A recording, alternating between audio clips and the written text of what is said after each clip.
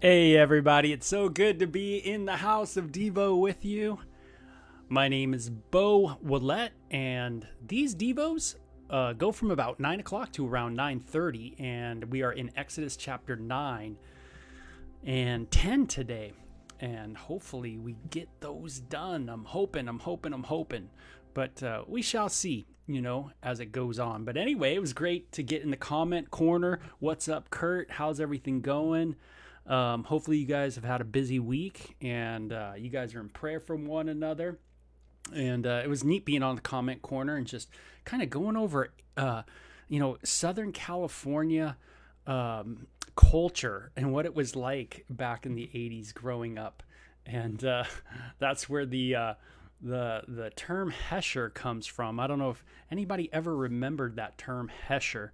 Definitely a cultural kind of slang for those mostly guys. I mean, there was some girls that were Heshers for sure, and I was just sharing how so much has changed when I think of this day, Friday, how it's even different from when I was a kid and kind of how we thought. So yeah, thank God for that grace and just change lives. It's very cool. Now, I hope you guys are praying for one another, and I know you guys are, because that's one of the beauties of being on social media is we're going to be able to pray for one another and get to know what's going on in each other's lives a little bit, and be lifting each other up daily. And we certainly have developed a beautiful little prayer group in the comment corner on the Devos. So I certainly am blessed by that. So Exodus chapter 9. It says, "Go back to Pharaoh, the Lord commanded Moses." Have you ever had to go back and do something that you really didn't want to do? You tried the first time and it didn't really work too well. So you kind of were like, hey, I've already done that. Do I need to kind of do it again? Sometimes asking for forgiveness is like this, where you kind of ask for forgiveness once and you kind of go, hey, well, I did it. It's probably done. But there's sometimes, you'll fall back into the same patterns. Things in your life, you'll have these little behavioral issues, but they kind of have become bigger behavioral issues. And you gotta, go back and go back and ask for forgiveness again. And, this is something we should be doing, is going back. The Lord commands us to go back to him, talk to him. If any of us sins, we are to confess our sins before him, and he is faithful and he will cleanse us. And he is our advocate, and we are to go to him. Keep going back to the Lord. So I like that. Go back to Pharaoh, the Lord commanded Moses. Get back going, man. Get in the race, man. Keep going in your ministry. Tell him that is what the Lord, the God of the Hebrews, says. Let my people go so they can worship me. If you continue to hold them and refuse to let them go, the hand of the Lord will strike all your livestock. So another plague's going to get them. Everything, your horses, your Cadillac, your Mercedes-Benz, man, your Porsche, all your material, travel, things that you used for travel, things that you used for agriculture, is gonna get decimated, man. And it says, not a single one of the Israel's animals will die. Whoa. So there's going to be a distinction between the livestock of the Israelites and that of the Egyptians. Now, I wonder if in the book of Revelation, when the destruction's going on in the world, I wonder if there's going to be a similar kind of protection that is going on, where there's a distinction that's being made between Israel and the other nations. And I would beg to say, yeah. And there's some reasons why. But anyway, I find that interesting. But not one single of Israel's animals would die. The Lord has already set the time for the plague to begin, and he has declared that he will strike the land, boom, tomorrow. God has an appointed time, and I need to remember that this morning, that there is an appointed time for Jesus' second coming. And, people might mock that. I used to mock that all the time. Jesus coming back? That's ridiculous, kind of idea. Well, if you doubt the second coming of Christ, the best thing to do, if you're a skeptic like I certainly have been in my life, then you might want to just look into the first coming of Jesus and see if that happened. And if that's real and there's substance to it, and then you might want to look into, where you're at. And because, when you're dealing with eternity, that's kind of a pretty gnarly bargain, you don't want to kind of roll the dice on your eternity.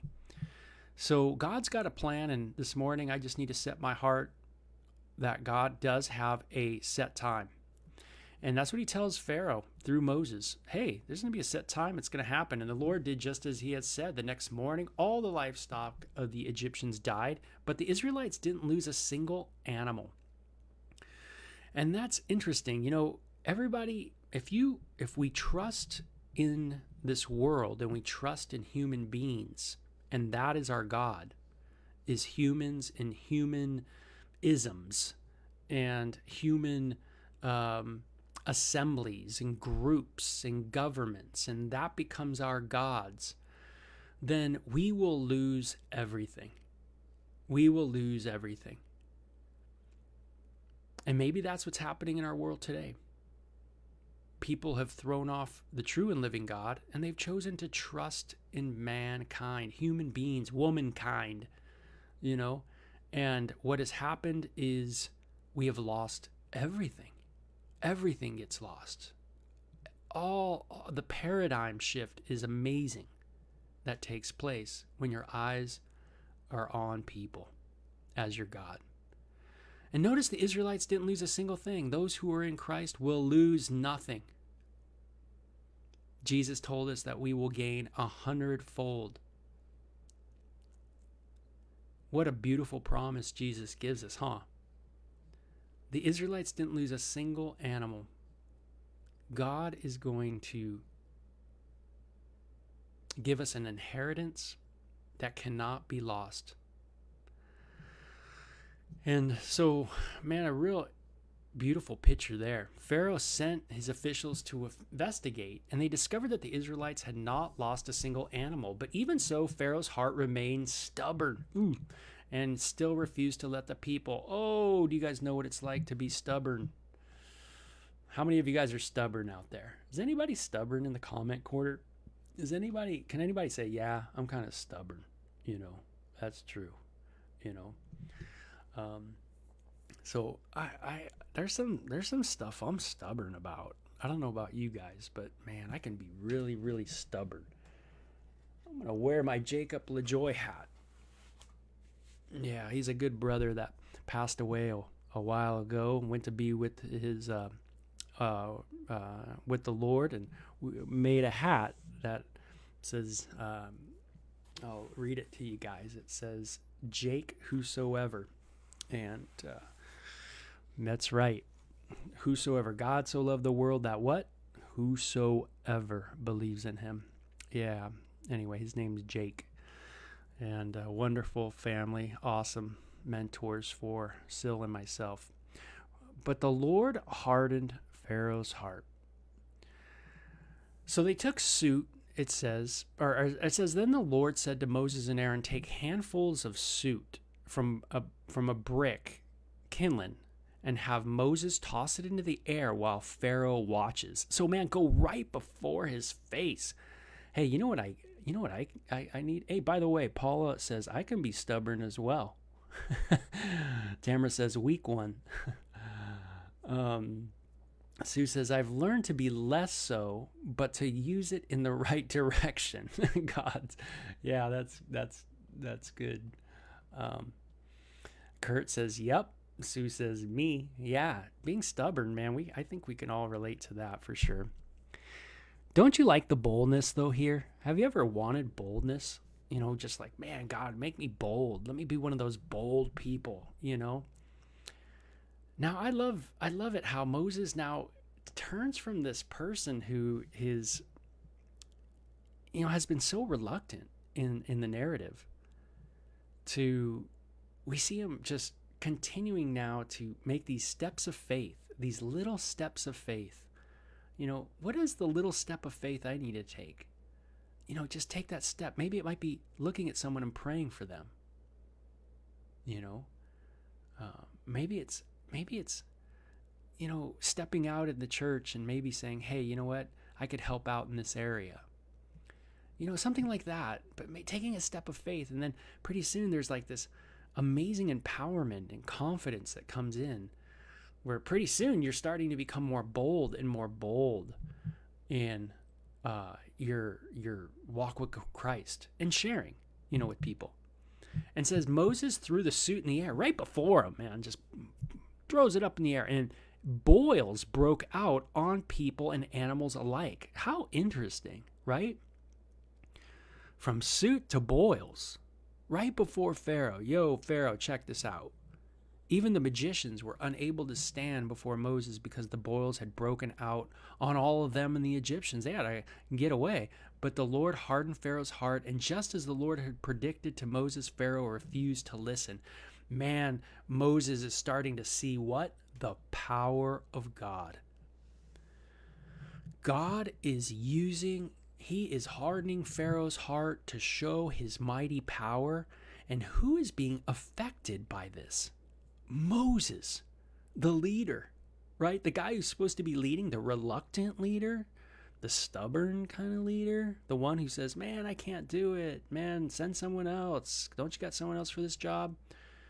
But now he sees the power of God and he goes, whoa, man, that's pretty hardcore.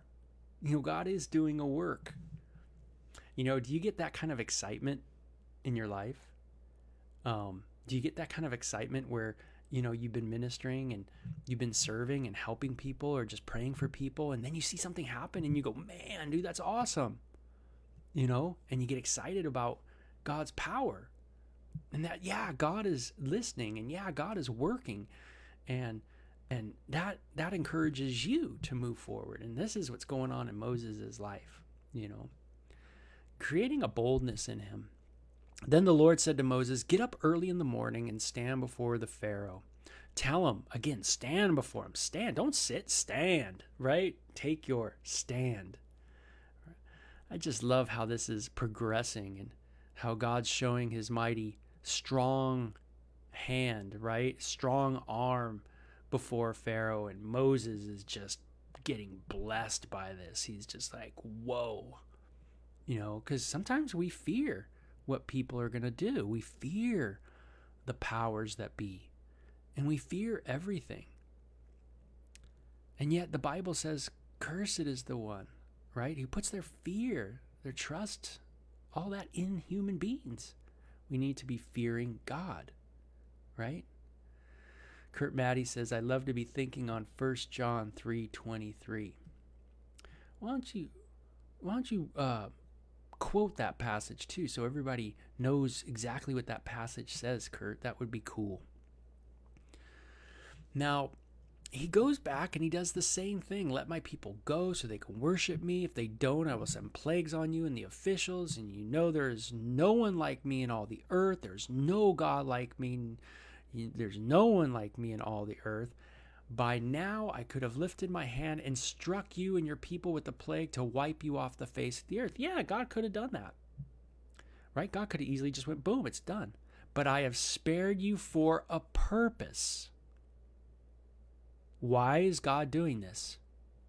To show you my power and to spread my fame throughout the earth. God's glory. That the world will know that God is God and no one else is.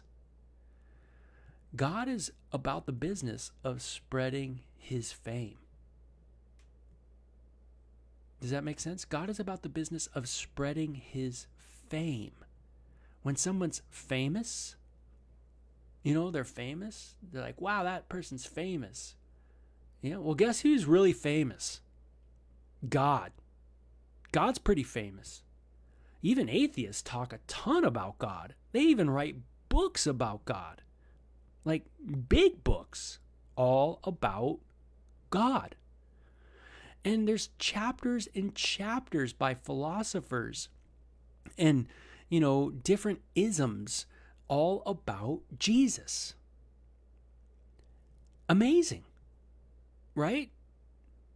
By far the most famous character, right, is God and his son, Jesus from Nazareth. Well, God is about the business of spreading his fame. Is that where my heart lies this morning? Is my heart lie in that place of going, God, I want your fame to be known. I want people to know that you are famous, that you are awesome. Not me, or not other things, or not this, or not this great deed I did, or da-da-da-da-da. I want people to know you and your goodness. That is a really cool heart. And it's one always, I think, to want to pray in, and pray towards. Like Tina says, let's make him more famous. Yeah, you are the famous one, God. You are the creator. The whole world declares your name. Even the unbeliever declares you by their thought life, the way they think about God, the way they write about God. They all know God. He is famous. And God is about the business of spreading his glory and his attributes.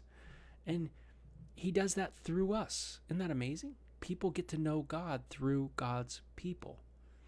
And that's a challenge. How am I reflecting? Or let me put it this way. Am I bearing the image of my Creator? Am I a good image bearer this morning? I have a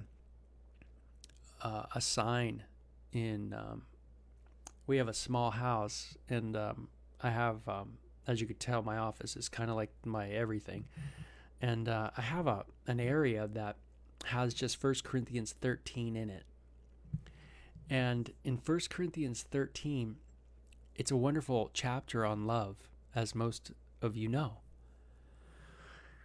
And sometimes I just look at that and I'll just read it every day. I'll just read over that. Love, does not parade itself. It does not boast. It does not seek its own. It's patient. It's kind. It believes all things, hopes all things, endures all things.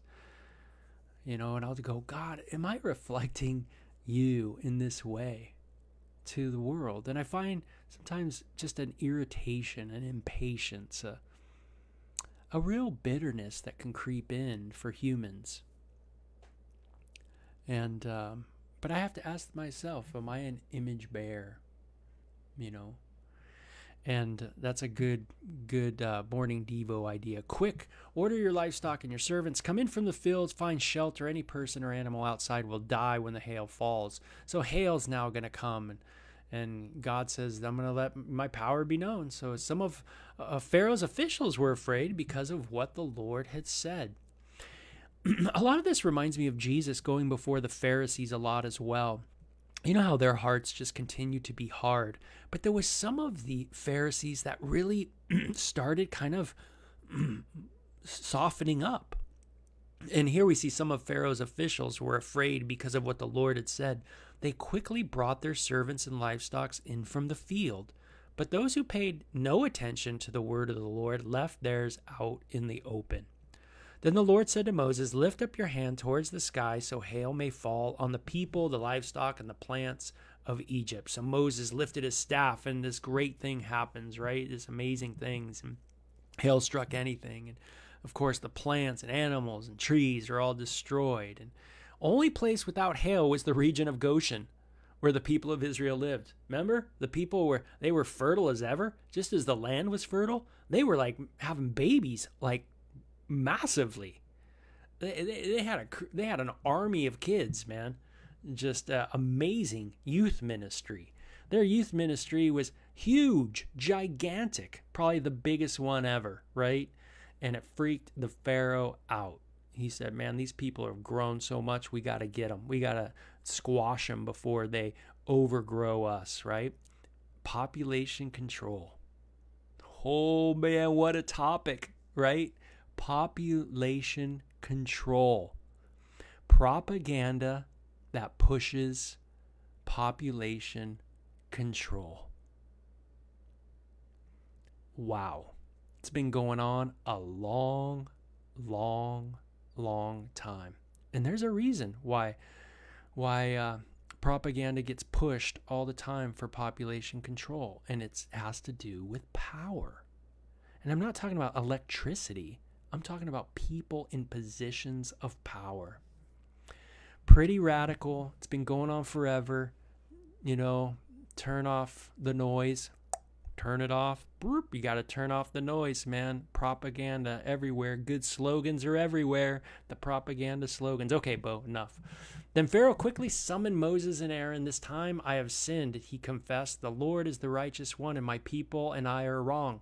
Please beg the Lord to end this terrifying thunder and hail, he begs. We've had enough. I will let you go. You don't need to stay any longer, right? Kind of like that Esau mentality, right? Of kind of crying crocodile tears, but really not really for it. Not really going to let the people go. You know? All right, Moses replied, as soon as I leave the city, I will lift my hands and pray the Lord, and it will stop. You know, remember, Moses is going to be as God to Pharaoh. Pharaoh's gods are all failing. But Moses is, that's what God said. You're going to be like God to them. To him, it's going to be radical. He is going to have to submit. Every knee will bow and every tongue will confess that Jesus is Lord, to the glory of the Father. That's what the Bible teaches. Every knee will bow. Just how are you going to bow? Right? How are you going to bow? Willingly? You know, or are you just going to be crushed by your own hardened heart and bow in frustration and in bitterness and all that? So Moses left Pharaoh's court and went out of the city, and when he lifted his hands to the Lord, the thunder stopped and the downpour ceased. But when Pharaoh saw the rain, hail, and everything stopped, what did he do? His officials sinned again, and Pharaoh again became stubborn. Because his heart was hard, Pharaoh refused to let the people leave, just as the Lord had predicted through Moses. So you see how the narrative's kind of going out. God's got this thing. He's got stuff going on. Chapter 10, a plague of locusts comes upon them, and it just goes on and on. And Pharaoh, again in chapter 10, says the same thing. I have sinned against the Lord, against God, against you. He confessed, forgive my sin just this once, and plead with the Lord your God to take away this death from me. So Moses leaves the court and pleads with the Lord, right? And the Lord sends this strong west wind, and it blew the locust into the Red Sea. And it just goes on. A continual, go away, Moses, you guys could go, and I'm sorry, and da-da-da-da-da. But man, just a hard heart, and this really is a picture of a lot of our hard hearts, right? Sometimes we say, oh yeah, God, and then we just, bam, there it is again,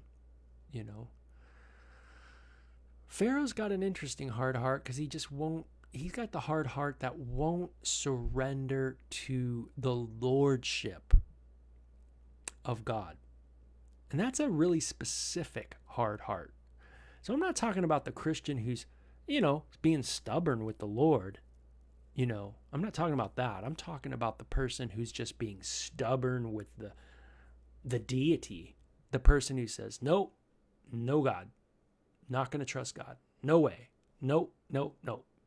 Doesn't matter how much evidence you give them, what you show them, anything like that. It doesn't matter. They're just nope. And then at times things go bad in their life, and they want you to pray for them. They want you to intercede for them, but they won't come to God. And that's what we see in Moses, a real specific hardening. Wow, what a chapter. A lot of good things in there for us to just meditate on. And I see that you guys are doing a lot of praying for one another, which is such a blessing. So you guys have a great weekend, good Sunday.